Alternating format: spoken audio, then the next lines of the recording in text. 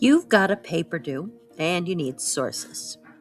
You open up one of the school library databases and type in the question, how does social media affect teenagers' mental health? And hit search. And you do get results, but they're not quite what you were looking for. Some are too old, some aren't really relevant, some you can't even open. Maybe you keep trying, but maybe you eventually give up and Google it instead.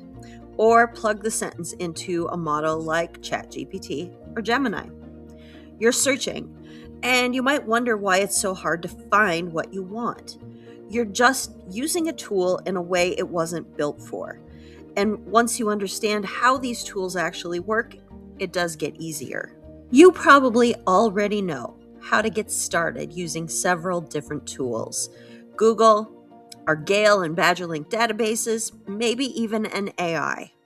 But they all work in completely different ways. And we don't always learn what these tools are best used for.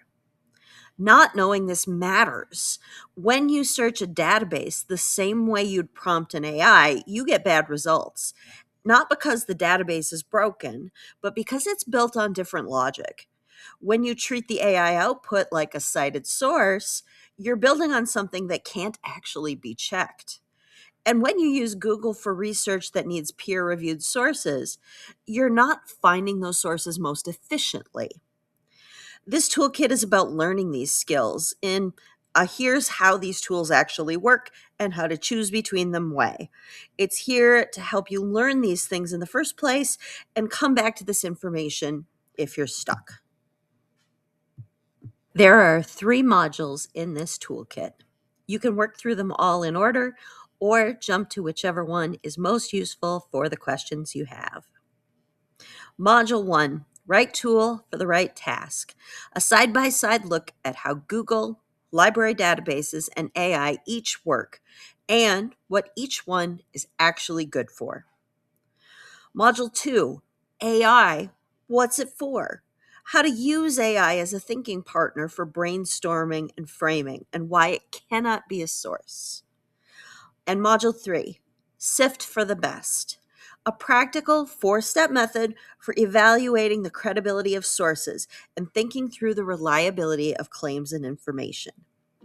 Each module has a short activity at the end. You can do one at a time, come back to them between assignments, or revisit a specific one when you need a refresher. If your class is working through all of these, start with Module 1. It sets up everything that follows. If you've been sent to a specific module, go ahead and start there. They are designed to work on their own. And whenever you're doing research and something isn't working, this toolkit might give you some options to figure out solutions. Come back to whatever part is useful to you. All right, let's explore our tools.